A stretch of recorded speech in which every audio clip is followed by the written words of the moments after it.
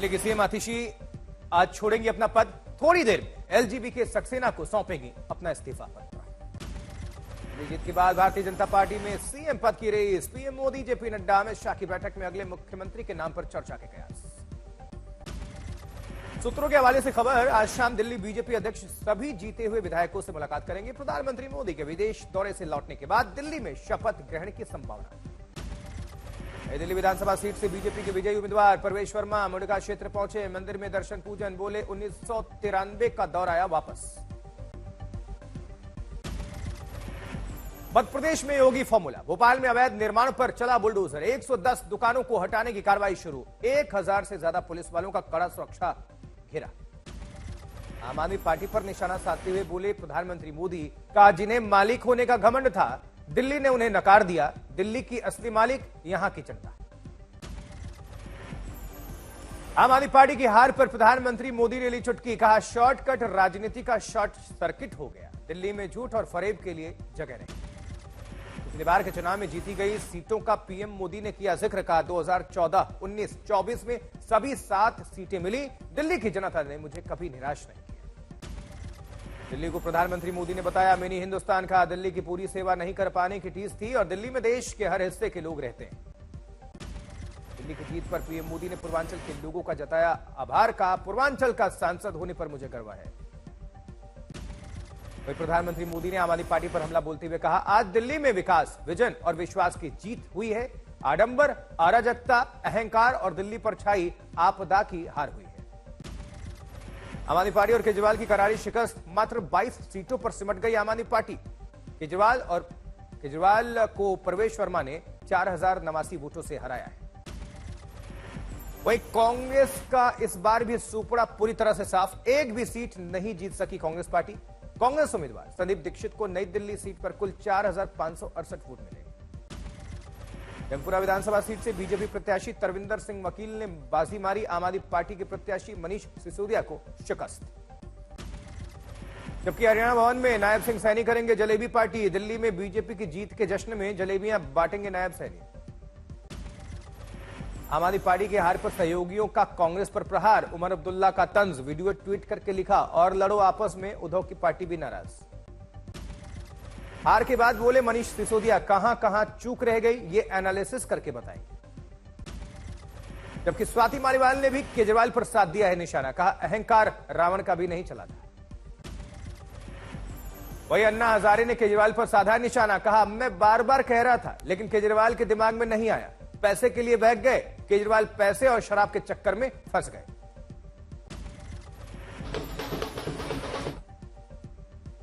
वही अरविंद केजरीवाल को हराने पर बोले मैं बार बार बताते गया लेकिन उनके दिमाग में नहीं है। उधर केजरीवाल को हराने पर बोले बीजेपी उम्मीदवार प्रवेश वर्मा। कहा पीएम मोदी और दिल्ली वालों की जीत है। भारतीय जनता पार्टी सांसद बासुरी स्वराज ने दिल्ली के मतदाताओं को जीत की बधाई दी। कहा यह पीएम मोदी की गारंटी का चुनाव था।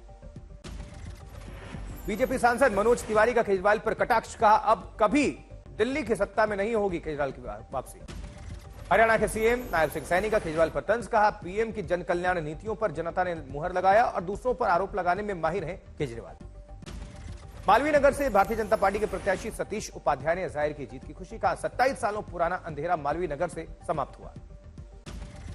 मिल्कीपुर में हिट हुई सीएम योगी आदित्यनाथ की रणनीति। सीएम योगी आदित्यनाथ ने जीता मिल्कीपुर का किला।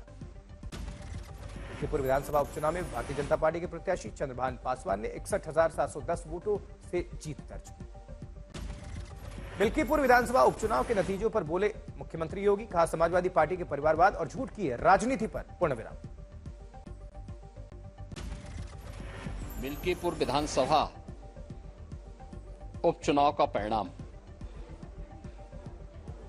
झूठ एवं लूट की राजनीति पर पूर्ण विराम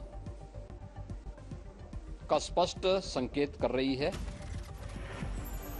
वहीं अखिलेश यादव ने मिल्कीपुर में बीजेपी की जीत पर लिखा पीडीए की बढ़ती शक्ति का सामना बीजेपी वोट के बल पर नहीं कर सकती, इसलिए चुनावी तंत्र का दुरुपयोग करके जीतने की कोशिश करती है। वहीं दिल्ली में बीजेपी की जीत के बाद पंजाब कांग्रेस नेता प्रताप सिंह बाजवा ने दिया बड़ा बयान। भगवंत मान अगले एकनाथ शिंदे हो सकते हैं। आरजेडी नेता मनोज झा ने कहा कि सबको एक साथ आकर भविष्य की तैयारी शुरू करनी चाहिए। प्रधानमंत्री मोदी 10 से 13 फरवरी के बीच फ्रांस और अमेरिका के दौरे पर रहेंगे, जबकि प्रियंका गांधी वाड्रा के वायनाड दौरे का दूसरा दिन है। समर्थकों से मुलाकात करेंगे। एमएनएस अध्यक्ष राज ठाकरे ने बुलाई बैठक। राज ठाकरे सुबह 9 बजे शिव तीर्थ में बैठक करेंगे। राजस्थान के मुख्यमंत्री भजनलाल शर्मा की अध्यक्षता में प्रयागराज में मंत्रिपरिषद की हुई बैठक। लिए गए देवस्थान विभाग से जुड़े कई महत्वपूर्ण डिसीजंस। मंदिरों की भोग राग की राशि की गई दोगुनी। अंशकालीन पुजारियों का मानदेय बढ़ाकर 7,500 रुपए प्रतिमाह। राज्य में और राज्य से बाहर स्थित देवस्थान विभाग के मंदिरों के जीर्णोद्धार के लिए राशि स्वीकृत की गई। इन मंदिरों और आत्मनिर्भर श्रेणी के 26 मंदिरों के जीर्णोद्धार, मरम्मत और विकास कार्यों के लिए दिए जाएंगे 101 करोड़ रुपए। जीर्ण शीर्ण हो चुके मंदिरों के जीर्णोद्धार के लिए दिए जाएंगे 25 करोड़ रुपए। वहीं महाकुंभ में भारी संख्या में लोगों का पहुंचना जारी है। माघी पूर्णिमा को लेकर तैयारी में जुटे योगी सरकार। 12 फरवरी को है माघी पूर्णिमा। प्रयागराज, वाराणसी और नैनी से आने वाली सड़क पर 4-4 किलोमीटर तक लगा है जाम। शहर में भी जगह जगह जाम की स्थिति है। महाकुंभ जा रहे श्रद्धालुओं का कहना है पैदल बहुत चलना पड़ रहा है। हमारी गाड़ियों को 12 किलोमीटर पहले ही रोका जा रहा है, वहां से चलकर आ रहे हैं पैदल। महाकुंभ में अडानी समूह इस्कॉन के साथ मिलकर देश दुनिया से आए लोगों के लिए महाप्रसाद की कर रहा व्यवस्था। अडानी इस्कॉन का सबसे बड़ा धार्मिक क्लाउड किचन आईआईटी के 4 इंजीनियर्स ने किया तैयार। अब तक 28 लाख लोगों को मिला भोजन। बेंगलुरु में आर्मी और एयरफोर्स चीफ एक साथ उड़ाएंगे एलसीए तेजस। एरो इंडिया 2025 के तहत कार्यक्रम होगा आयोजित।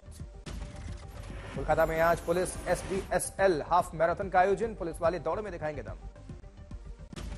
जम्मू में केंद्रीय मंत्री जितेंद्र सिंह ने बस को हरी झंडी दिखाकर 20 महिलाओं को जालंधर के लिए किया रवाना।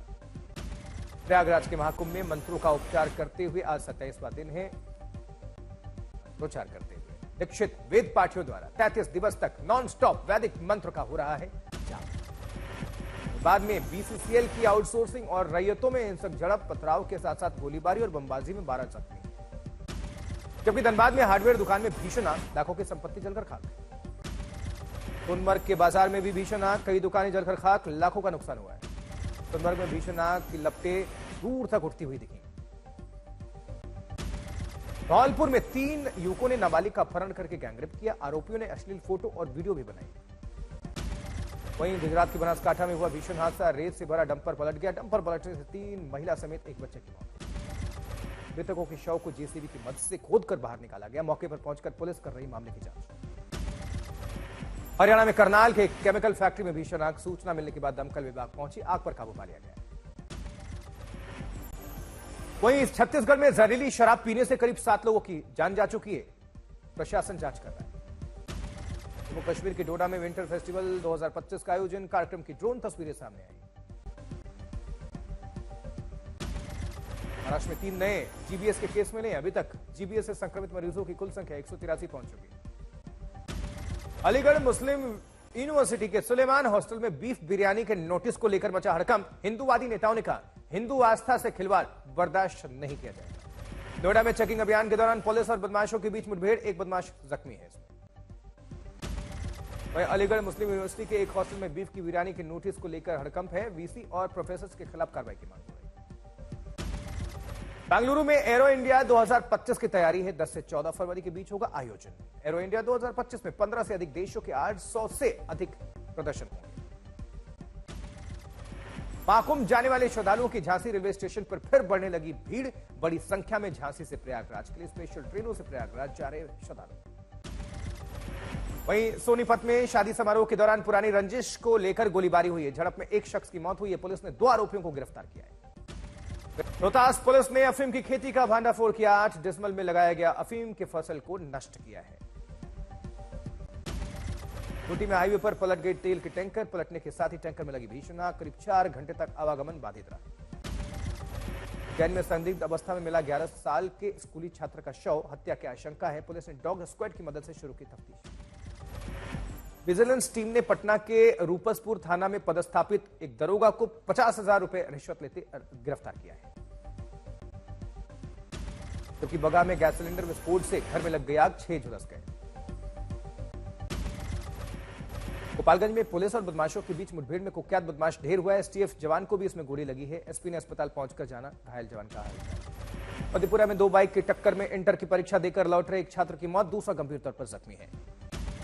जबकि अहमदाबाद के साबरमती में निर्माणाधीन बुलेट ट्रेन स्टेशन के कंस्ट्रक्शन साइट पर आग लगी। फायर ब्रिगेड ने तुरंत मौके पर पहुंचकर आग पर काबू पाया। फिल्म द डिप्लोमेट का टीजर जारी हुआ है। इसकी शुरुआत में ही विदेश मंत्री एस जयशंकर का एक वीडियो क्लिप दिखाया गया है। एक बार फिर से सिनेमाघरों में रिलीज होगी फिल्म बरेली की बर्फी। फिल्म बैडेस्ट रवि कुमार ने शानदार कमाई की है। फिल्म में पहले दिन की लगभग 3 करोड़ के आसपास कलेक्शन रहा। जबकि खेल की खबरों की अगर बात करें तो भारत और इंग्लैंड के बीच 3 मैचों की वनडे सीरीज का दूसरा मुकाबला आज होना है। विराट कोहली कर सकते हैं वापसी। न्यूजीलैंड के तेज गेंदबाज फर्ग्यूसन चोटिल आईएल T20 में उनके मांसपेशियों में खिंचाव। कॉल टेस्ट में ऑस्ट्रेलिया 419 रन पर ऑल आउट। श्रीलंका ने दूसरी पारी में 8 विकेट पर बना लिए हैं 211 रन। एमआई केप टाउन ने पहली बार ऐसे 20 का जीता खिताब, bolt player of the match. Australia कप्तान पैट कमिंस दूसरी बार पिता बने हैं। सोशल मीडिया पर पत्नी समेत बच्चे की साझा